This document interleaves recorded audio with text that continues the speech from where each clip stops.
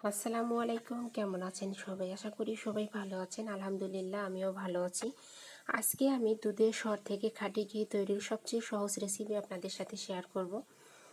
আর এইটা কিন্তু আমি বাসায় তৈরি করেছি। চলুন তাহলে আপনাদের সাথে শেয়ার করি। প্রতিদিন আমরা যে দুধটা খাই, দুধটা গরম করার পরে উপরে যে একটা সর তৈরি হয়, এই সরটা আমি একটু একটু করে উঠায় রেখেছিলাম ডিপ ফ্রিজে। বেশ কিছুদিন রাখার পরে অনেকগুলো হয়েছিল। আজকে আমি এটা দিয়ে ঘি তৈরি করব। আর এটা আমি 1 ঘন্টা আগে বের করে রেখেছি, আর এটাতে বরফটাও ছেড়ে দিয়েছে। এখন আমি হাতের সাহায্যে একটু মথে নিলাম। আর মথে নেওয়ার পর এটা এখন ইলেকট্রিক বিটার দিয়ে 2 মিনিটের মতো বিট করে নিয়েছি। তারপর ফ্রিজের ঠান্ডা পানি কিছু অ্যাড করে দিয়ে এটা এখন ঠান্ডা পানি দিয়ে ভালো করে বিট করে নেব। আপনারা চাইলে ইলেকট্রিক বিটার দিয়েও করতে পারেন, আর যাদের ইলেকট্রিক বিটার নেই তারা পাটায়ও করতে পারেন, অথবা কাঁটা চামিচ দিয়েও করতে পারেন। তাহলে সময় একটু বেশি লাগবে, আর ইলেকট্রিক বিটারটা দিয়ে সময় একবারেই কম লাগবে। আর এখন আমি বরফ দিয়ে কিছুক্ষণ বিট করে নিলাম। নেওয়ার পরে দেখেন আমার বাটারগুলো উপরে ভেসে উঠেছে। এখন বাটারগুলো আমি তুলে নেব। আর বাটারগুলো আমার সব উঠায় নেওয়া শেষ। এখন আমি এরকম একটা নেটের মাধ্যমে ছাঁকনি দিয়ে নেব, যাতে পানিটা না থাকে।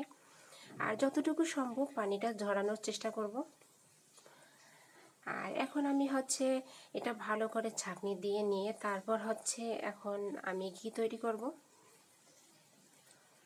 এই যে আমার ছাঁকনি দেওয়া শেষ। এখন আমি চুলায় একটা প্যান দিয়ে দিয়েছি। প্যানটা গরম হয়ে এসেছে। এখন প্যানটাতে আমি সবগুলো বাটার ঢেলে দিলাম। দেওয়ার পরে ঘি তৈরি করে নেব। এখন কিছুক্ষণ অনবরত নাড়াচাড়া করার পর এই যে আমার ঘি কিন্তু ছাড়া শুরু হয়ে গেছে। আমার ঘি ছাড়া শুরু হয়ে গেছে। এখন আমি আরও কিছুক্ষণ মিডিয়াম তাপে রেখে ভালো করে নাড়াচাড়া করব।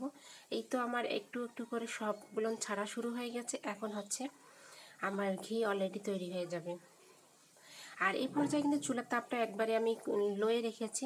এই তো আমার হয়ে গেছে। এরকম লাল লাল হয়ে গেলে বুঝবেন যে ঘি তৈরি করা শেষ। আর এখন আমি চুলাটা অফ করে দিয়েছি, একটু ঠান্ডা করে নিয়েছি। তারপর একটা ছাঁকনির সাহায্যে ছেঁকে নিচ্ছি। আর আমি এখন একটা ছাঁকনির সাহায্যে ছেঁকে নিচ্ছি। এই যে দেখেন আমার এতটুকু ঘি হয়েছে। আর এই ঘিটা কিন্তু একদম খাঁটি ঘি, আর এটা মানে সেন্টটাও অনেক সুন্দর। যাই হোক, আমার ঘি কিন্তু তৈরি হয়ে এসেছে। এখন আমি একটা পাত্রে ঢেলে নিচ্ছি। ঠান্ডা হয়ে এসেছে, এখন একটা পাত্রে ঢেলে নেব। আর আমি এই যে পাত্রে ঢেলে নিলাম। আর এখন আপনাদেরকে একটু কাছ থেকে দেখাই কীরকম হলো।